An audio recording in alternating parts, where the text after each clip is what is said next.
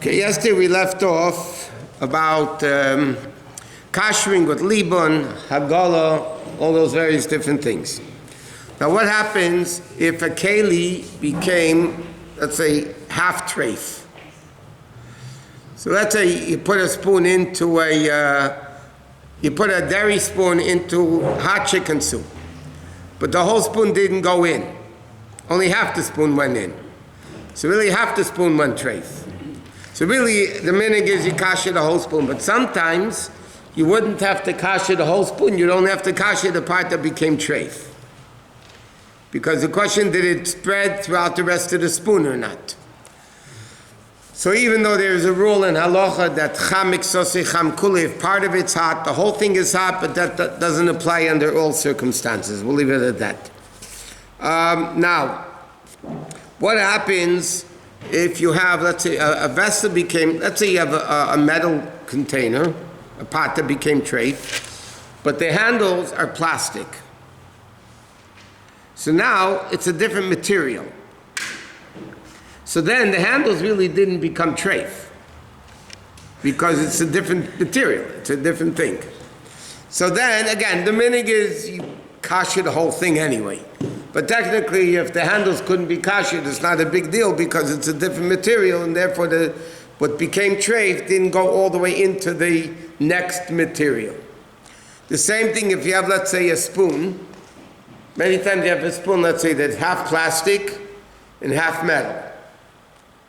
And the metal became treif, or milchik inflation, whatever it is. And so then it's interesting, there's a whole argument in halacha if plastic is a kasherable material or not. Many people are making, many people are machmer. But in this case, if it's the handle of the keli that became treif, and the handle is plastic, and the plastic didn't go into the soup, just the spoon, the metal part went in, so then you can kasher it, it's not a problem, even if you don't kasher plastic. But again, this is a handle, it's not going to be an issue about kashering it. Okay. So now like this, he now elaborates on the dinim of kashering utensils. It's just, again, the purpose of this learning is that we should be aware, number one, what is a shaila and how to ask a shaila and what the answer to shaila, just to be aware of it, not necessarily to be able to make halachic rulings from it, because obviously there's a bazillion more details that would render from kosher to treif and treif to kosher. Okay. So now, something that became treif, a pot that became treif on the fire, okay? So you have to kasher it on the fire. That means, if let's say this utensil became treif on the fire, it's a pot that was on the fire, became treif, meat and milk or whatever it was. When you want to kasher it, you have to kasher it in a pot that's on the fire.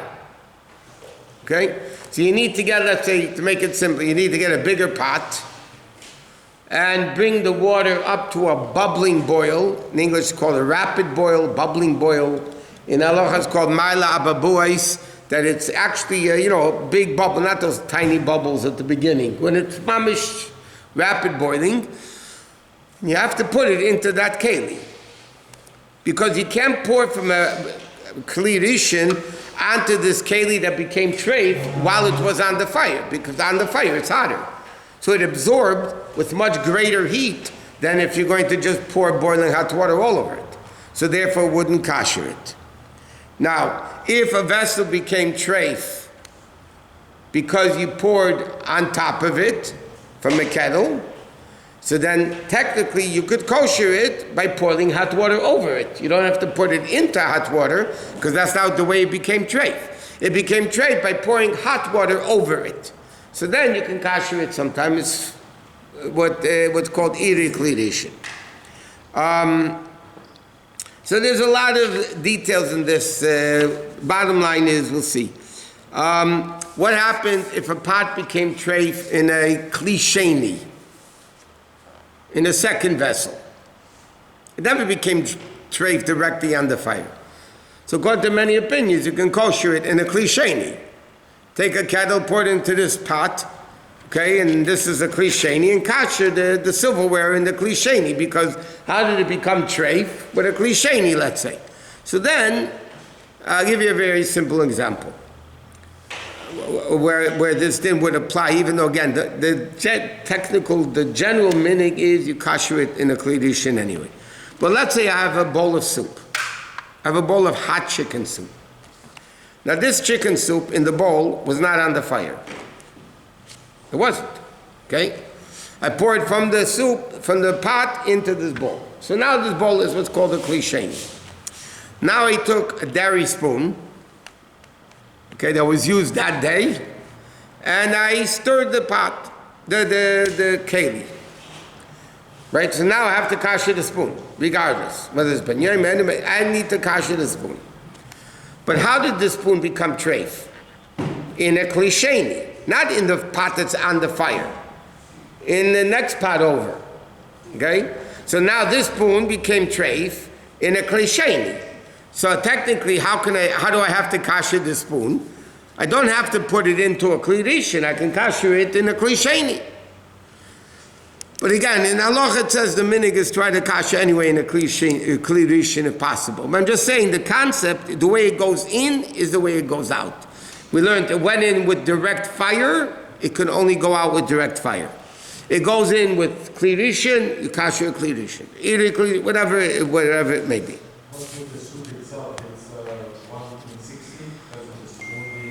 You don't have 60 spoons in a bowl of soup. Unless if you eat like egg malachaboshen soup. So then what happens with the soup? Huh? The dairy spoon in it? No, if the dairy spoon was used within 24 hours, yeah, the chicken soup is going to be treif. If it was used before 24 hours, then it's not going to make the chicken soup treif at all. But the spoon becomes treif. But again, how did the spoon become treif? In a klesheni. But what happens if I took a dairy ladle or a dairy spoon that was used that day, and I mixed the chicken soup while it was on the fire, that spoon is going to have to be kosher in a kli rishon, because it went into a kli rishon that's on the fire, the initial pot that was on the fire. So therefore, we wouldn't be able to kasher in a kli sheni. We'd have to kasher in direct heat. Okay, so now, in order to kasher vessels, there's a few general knowledge to know. Number one, is it a kasherable material? That's number one. Secondly, if you're kashing with hagola, meaning the hot water process, the vessel must be 100% clean. We're going to go discuss each one of the details. But if you want to kasher a spoon, a fork, a pot, whatever you want to kasher, if you're kashing with hagola, it must be made 100% clean before you do it. Sometimes, I'll give you an example. You have a cutting board. Okay? So let's say I cut a hot piece of meat on a dairy cutting board. So it wasn't on the fire anymore, so technically I can do hagola on the cutting board, like we learned yesterday. It wasn't on the fire, so therefore, even though it's hot meat, but I can kasher the cutting board with hagola. Realistically speaking, I cannot kasher the cutting board. Why? This cutting board, every cutting board is full of grooves. And in those grooves, you got stuck stuff. Okay? There's no way in the world you can clean it out. Yeah, wood or plastic. Both of them, cutting boards, they have grooves in them. And if they have grooves in them that's full of dirt, cheese or meat, whatever it is. Well, so one second. So what can you do? But now wood itself is a kasherable material. If wood becomes treif, you can kasher wood. It's a kasherable material. But now the question is, how are you going to clean this cutting board? So the only way you can clean a cutting board, realistically, practically speaking, is if you sand it down that there's no more grooves. And then you can put it into boiling hot water. The problem with that is the amount of time you're going to work on that with a sander, even if you have an electric sander, okay, it will still take you, it's cheaper, time-wise, to buy a new cutting board.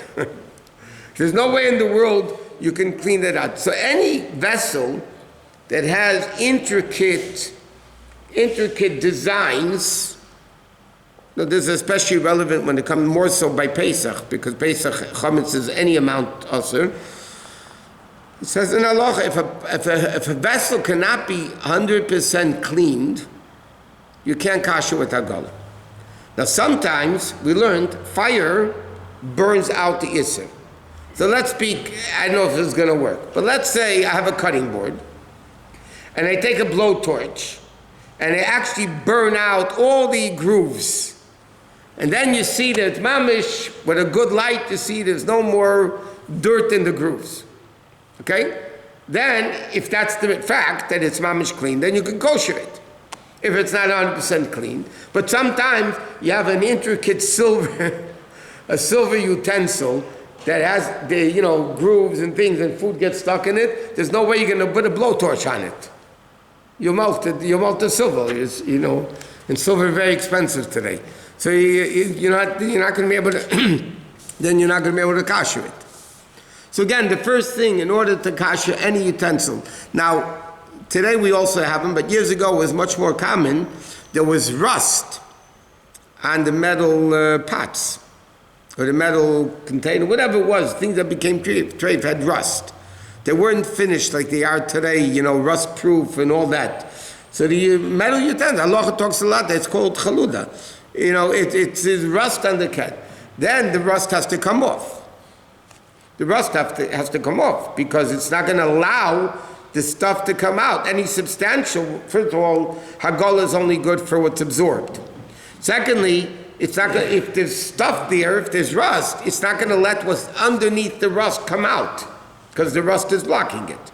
So you have to get rid of the rust. What happens though if it's just a discoloration? Sometimes you have pots that have a discoloration, but when you touch it, there's no substance there. It's just a discoloration. That's fine.